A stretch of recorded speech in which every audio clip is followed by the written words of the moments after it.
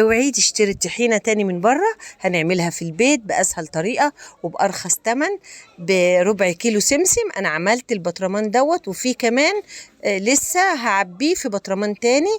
يعني عملت تقريبا كيلو طحينة من ربع كيلو سمسم. بصوا الجمال، طحينة جميلة جدا.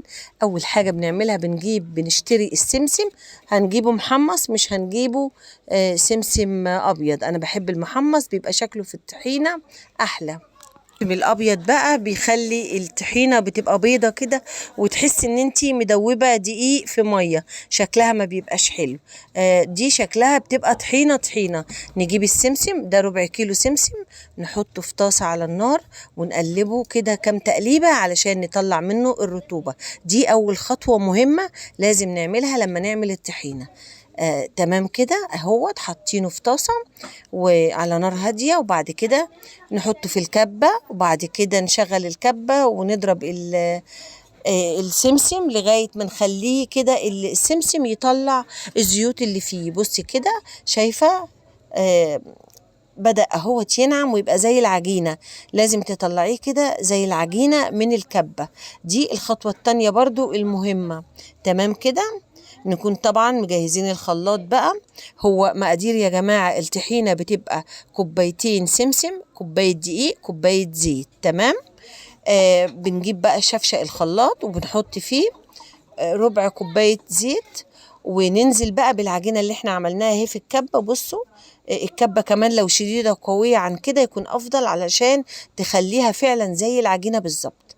احنا كده دلقنا اهوت السمسم اللي احنا طحناه في الكبة في الخلاط على الربع كوباية زيت، ونشغل الخلاط علشان نخلط العجينة بالزيت. تمام كده، ننزل بقى بسرسوب زيت واحنا مشغلين الخلاط على السمسم المطحون، واحدة واحدة كده لغاية ما يبقى معانا قوام. أول ما يبقى معانا قوام للطحينة حطي معلقتين دقيق، وشوفي كده لو هي محتاجة تاني وخشنة حطي. دي الكمية التانية برضو اللي أنا عملتها، لأن أنا قسمت كمية الربع كيلو سمسم على مرتين، طحنتهم على مرتين. تمام. حطي بقى كمية العجينة في الخلاط زي ما قلنا على ربع كوباية زيت، وشوفي القوام عامل معاكي ايه، وخليكي نازلة بسرسوب الزيت على العجينة كده زي ما انا عاملة. وبعد كده حطي بقى الدقيق بتاعك. حطي، انا حطيت حوالي 6 معالق دقيق على الكمية دي.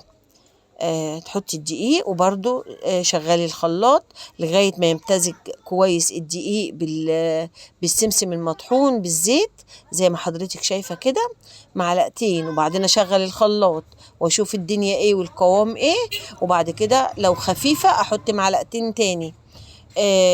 حساها نسبة الطحينة عالية كده فيها، حطي معلقتين كمان لغاية ما تخلصي كوباية الدقيق على الربع كيلو سمسم.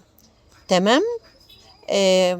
وتضربيها كويس برضو في الخلاط لغاية ما تحسي ان هي ناعمة جدا. تمام. وبس كده ادي الطحينة يا جماعة بمنتهى السهولة. حطي ما تنسيش رشة ملح، وما تنسيش تعملي اعادة نشر للفيديو، وما تنسيش اللايك. حبيبة قلبي يا رب تستفيدي. ادي الطحينة اهي بعد ما خلصت، وعبيت بطرمان، وهجيب بطرمان تاني وعبيه برضو بالطحينة الجميلة اللي انا عاملاها بايديا وضمناها وضمنة نظافتها. معلش حبة وقعوا كده على حرف البطرمان، همسحهم بالكلينكس. بصوا جمالها. لما تكون خفيفة معاكي كده وانتي بتصبيها ما تقلقيش، لان هي بتتقل لما بتتركن. يعني انتي خلاص عبيتيها وتقفلي البرطمان، هتتقل معاكي وهتبقى 100 100.